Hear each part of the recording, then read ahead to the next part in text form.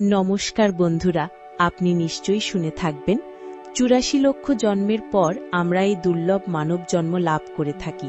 অর্থাৎ আমাদের এই মানব জন্মের আগে আমরা ৮৪ লক্ষ যোনি ভ্রমণ করে এই মানব জন্ম পেয়েছি। মানব জন্মের পূর্বে আমরা ৮৪ লক্ষ জন্ম মৃত্যুর এক দীর্ঘ বৃত্তে ঘুরে এসেছি। কিন্তু কখনো কি ভেবে দেখেছেন সে যাত্রা কেমন ছিল? কি কি রূপে আমরা জন্ম নিয়েছি? চলুন বন্ধুরা, আজ শাস্ত্রের আলোকে জেনে নেওয়া যাক এই ৮৪ লক্ষ জন্মের বৃত্তান্ত। ঈশ্বর প্রথমে আমাদের সৃষ্টি করেন স্থাবর রূপে। গাছপালা, তরুলতা আর বৃক্ষরূপে আমরা পৃথিবীকে শোভা দিই।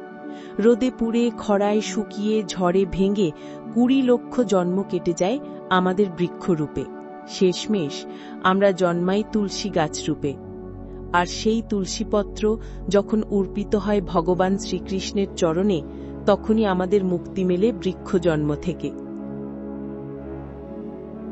বৃক্ষ জন্মের শেষে আমাদের জন্ম হয় জলজ প্রাণী রূপে। ৯ লক্ষ বার জলজ প্রাণী হিসাবে জন্মের পর আমাদের জন্ম হয় শঙ্খ রূপে। যেদিন সেই শঙ্খের জল ভগবানের চরণে অর্পিত হয়, সেদিন আমরা মুক্তি পাই জলযোজনী থেকে। জলজ জন্মের পর আমরা জন্মাই কীটপতঙ্গ রূপে। মাছি, মশা, কেঁচো এরূপ ১১ লক্ষ জন্মের পর আমাদের জন্ম হয় মৌমাছি রূপে। যেদিন আমাদের সংগৃহীত মধু রাধা মাধবের ভোগে অর্পিত হয়, সেদিন আমাদের মুক্তি মেলে কীটযোনি থেকে। কীট জন্মের পর আমরা জন্মাই পক্ষীকুলে। আকাশে বিচরণ করি, সর্পের ভয়, ক্ষুধার জ্বালা কিংবা ঝড়ে নীড় হারানোর যন্ত্রণা সহ্য করি। ১০ লক্ষ পক্ষী জন্মের পর আমরা হই ময়ূর। যেদিন ময়ূরের পালক শ্রীকৃষ্ণের শিরভূষণে স্থান পায়, সেদিন আমরা মুক্তি পাই পক্ষীযোনি থেকে। এরপর জন্ম হয় ৩০ লক্ষ পশুযোনিতে।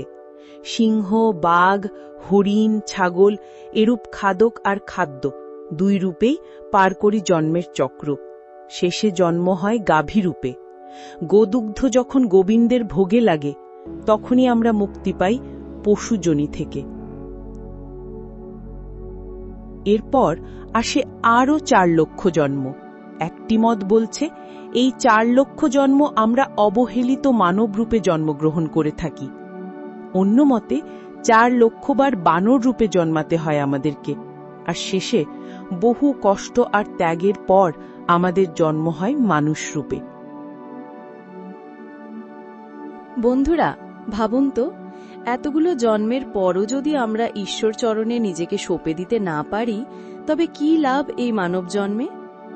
তাই আসুন বন্ধুরা, আমরা জীব সেবা, শুদ্ধ কর্ম, ভক্তি ও প্রেমের মাধ্যমে আমাদের আত্মার উদ্ধারে ব্রতী হই।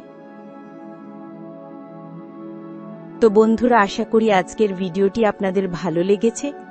ভিডিওটি ভালো লাগলে লাইক করুন, কমেন্টে লিখুন জয় শ্রীকৃষ্ণের জয়, আর সবার মধ্যে ছড়িয়ে দিন এই সনাতন জ্ঞান। ধন্যবাদ।